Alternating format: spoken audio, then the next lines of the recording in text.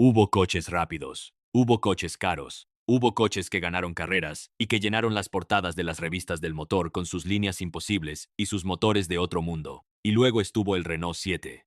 El coche que no era ni lo más rápido, ni lo más bonito, ni lo más moderno, pero que lo hizo todo. Todo lo que de verdad importaba en la España de los años 70 y 80. Esta es su historia. Y también, de algún modo, la nuestra. Para entender qué fue el Renault 7, hay que entender qué era España cuando llegó. Corría el año 1974 y el país estaba cambiando, despacio, con esa mezcla de esperanza y miedo que tienen los cambios cuando nadie sabe muy bien a dónde van. El desarrollismo de los 60 había metido en los bolsillos de la clase trabajadora algo que antes era casi impensable. Un poco de dinero. No mucho, hay que aclararlo, pero suficiente para soñar. Suficiente para mirar un concesionario al pasar y pensar, quizá el año que viene. Y lo que soñaba la gente, en buena medida, era con tener coche. No heredado del cuñado, ni compartido con el vecino del quinto. Propio, con matrícula propia y llaves propias. Y el derecho de aparcar donde a uno le diera la gana. Pero no cualquier coche. Uno con maletero.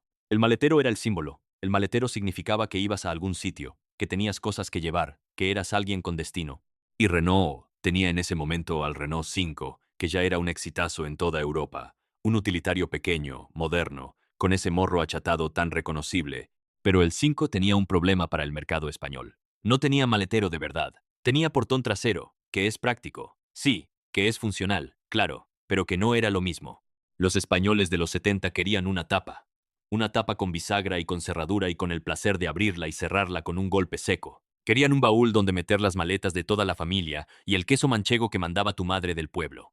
Y aquí es donde entra en escena Fasa Renault, Fábrica de Automóviles Sociedad Anónima.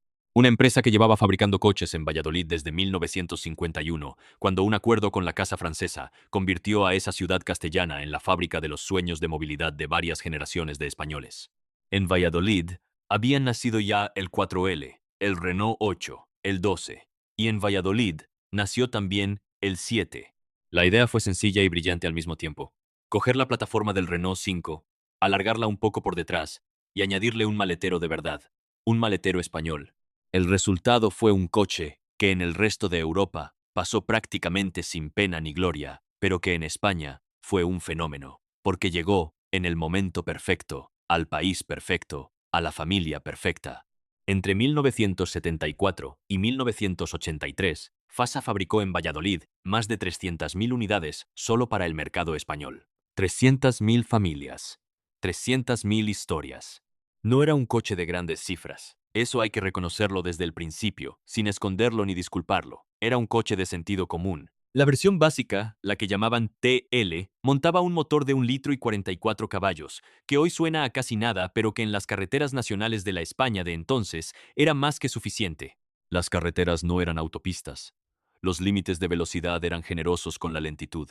Y el Renault 7 llegaba a los 130 kilómetros por hora bajando una cuesta larga y con viento de cola. Pero llegaba. La versión más equipada, la GTL, subía a 1 litro 354 caballos y ofrecía un interior algo más refinado que en aquella época se consideraba casi de lujo. El consumo era una maravilla. Entre 7 y 8 litros a los 100 kilómetros, con la gasolina de entonces. Casi gratis. Bueno, no gratis, pero casi. Y la fiabilidad era legendaria. El motor del Renault 7 era tan simple, tan accesible, tan generoso con quien no sabía demasiado de mecánica, que cualquier mecánico de pueblo podía arreglarlo sin ordenadores ni diagnósticos electrónicos. Hacía falta una llave inglesa, algo de maña y ganas.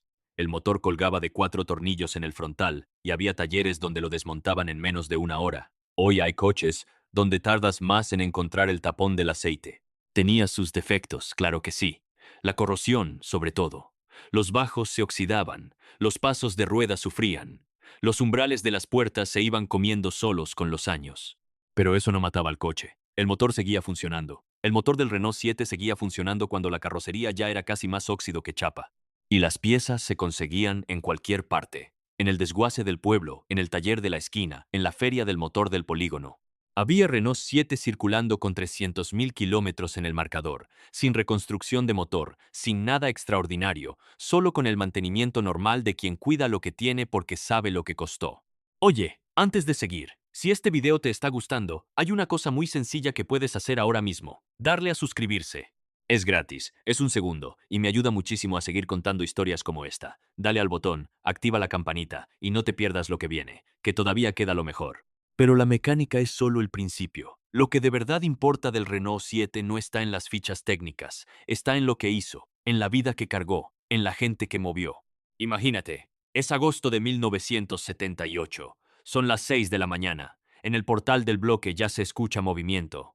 El padre baja con la primera maleta, la más grande, la que pesa tanto que tiene que parar a mitad de la escalera. La madre con la nevera portátil y la bolsa del pan. El abuelo con el sombrero de paja que solo saca en verano. Y los tres niños, todavía en pijama, medio dormidos, los meten en el asiento de atrás, sin preguntar demasiado y sin explicar a dónde van, porque ya lo saben, porque llevan semanas esperando este momento. Los cinturones en el asiento trasero eran una sugerencia filosófica en aquella España. Los niños iban apilados, dormidos sobre las maletas, con la cabeza apoyada en el cristal, el perro entre los pies, el brazo colgando por la ventanilla entreabierta. Nadie lo pensaba como un peligro, era simplemente como se viajaba. Vosotros que me estáis viendo, ¿tuvisteis uno? ¿O alguien de vuestra familia? Porque estoy seguro de que más de uno tiene una historia guardada de esas que solo salen cuando viene el tema. Un viaje, una avería, una anécdota de esas que se cuentan en la sobremesa de Navidad y hacen reír a todos. Decidme en los comentarios. Me encanta leer lo que escribís. Y muchas veces esos comentarios son lo mejor del canal. La vaca. Hay que hablar de la vaca. Porque el Renault 7 con vaca era una institución nacional. Arriba iban las maletas que no cabían en el maletero, la silla de playa, el colchón hinchable, la sombrilla, y en algún caso heroico que cualquiera que lo viviera recordará, una bicicleta atada con cuerdas de tender la ropa. Todo eso a 110 kilómetros por hora por la NIV. Sin cinturones, sin airbag, sin nada. Solo fe en el coche y en la carretera y en la suerte. Y llegaban. Siempre llegaban. Porque el Renault 7 tenía algo que no está en ningún catálogo. Tenía carácter. Subía a los puertos de montaña con el motor llorando, con el indicador de temperatura mirando hacia el rojo, parando en el arcén a echar agua en el radiador de una botella de casera reciclada que el padre guardaba debajo del asiento para estas ocasiones. Pero llegaba, con el aceite tirando a negro y las ruedas algo desinfladas y los niños preguntando cuánto falta, llegaba. No solo fue el coche de las vacaciones, sería injusto reducirlo a eso. En Castilla-La Mancha había Renault 7 cargados de melones. En el maletero, en el asiento de atrás, en el suelo, llenos a reventar, camino del mercado antes del amanecer. El agricultor que no podía pagarse una furgoneta usaba el 7 de la misma manera que usaba todo lo que tenía, con ingenio y sin queja. En los pueblos pequeños, llegaba en Renault 7 el cura los domingos, y el médico del consultorio los martes, y el cartero todos los días, y el veterinario cuando lo llamaban, y el representante de seguros que nadie había llamado pero que aparecía igual. Y el fontanero, siempre el fontanero, con los tubos de cobre asomando por la ventanilla trasera y las herramientas repiqueteando en el maletero. Los pequeños comerciantes lo convirtieron en furgoneta improvisada. Los taxistas rurales lo pusieron en servicio en pueblos donde no había otro taxi en decenas de kilómetros. Los estudiantes universitarios se lo compraban de segunda mano con el dinero de las becas y lo usaban para volver al pueblo cada fin de semana cargados de ropa sucia y de hambre. Y también los emigrantes. No se puede contar la historia del Renault 7 sin contar a los emigrantes. Los años 70 y principios de los 80 fueron los años de la Gran Vuelta. Trabajadores españoles que habían pasado años en Alemania, en Francia, en Suiza, construyendo la prosperidad ajena mientras esperaban poder volver a la propia, volvían cada verano. Y muchos de ellos volvían en Renault 7. Cargaban el coche en Colonia o en Lyon con todo lo que habían comprado allí, electrodomésticos, ropa, algún capricho que en España todavía no llegaba o costaba el doble, lo ataban como podían con cuerdas y con buen humor, y se plantaban en Badajoz o en Murcia o en Zamora después de 2 días de viaje. El Renault 7 era el coche del regreso, el coche de la patria. Si llevas este rato aquí conmigo y todavía no te has suscrito, este es el momento. Un clic y me ayudas a que el canal siga creciendo, a que haya más historias como esta, más España de verdad, más coches que merecen ser recordados. Te espero al otro lado del botón. Pero también tuvo su lado oscuro.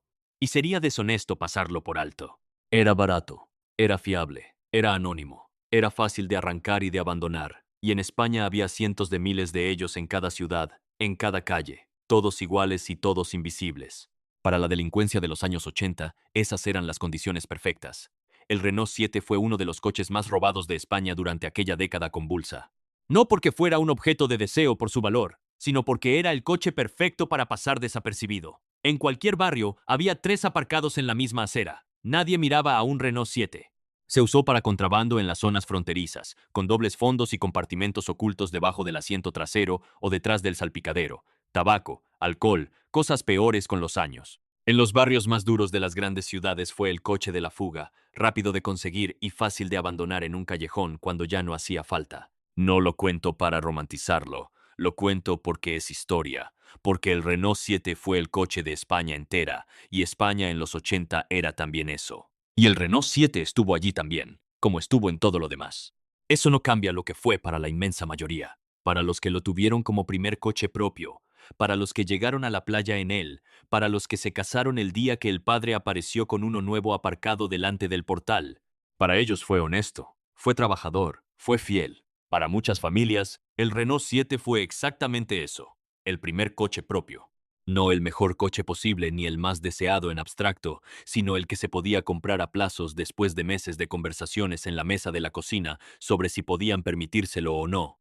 Y cuando llegaba el día, cuando el concesionario entregaba las llaves y el padre lo aparcaba por primera vez frente al portal y subía a avisar, aquello era un acontecimiento de verdad. Los vecinos se asomaban. Los niños se subían al capó. La madre lo limpiaba por dentro con un trapo húmedo antes de que nadie lo ensuciara. El Renault 7 era la libertad hecha chapa y motor. La libertad de ir a la playa sin depender del autobús de línea.